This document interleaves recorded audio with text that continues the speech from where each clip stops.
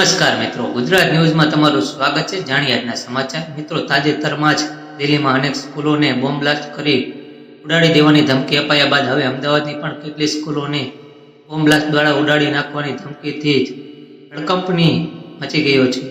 મિત્રો, ધમકીની જાણ થતાં જ પોલીસ તંત્ર અને બોમ્બ ડિસ્પોઝલ સ્ક્વોડ દોડતો થયો હતો અને તપાસ હાથ ધરી હતી। માહિતી અનુસાર મિત્રો, રશિયન સર્વરમાંથી આ ધમકી આવ્યાનું અનુમાન છે।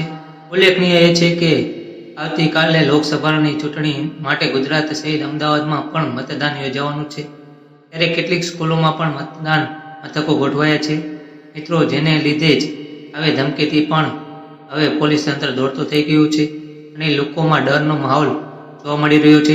અત્રે ઉલ્લેખનીય એ છે કે દિલ્હીમાં અનેક સ્કૂલોને બોમ્બથી ઉડવાની દેવાની ધમકી આપવાની અફવા સાબિત થઈ હતી। મિત્રો, માહિતી અનુસાર રશિયન સર્વરમાંથી આવેલા ધમકીભર્યા ઈમેલ ડોલેનિયાની આનંદ નિકેતન અને ચાંદખેડાની કેન્દ્રીય વિદ્યાલય સહિતની 7 સ્કૂલોને મળવા હોવાની ચર્ચા છે।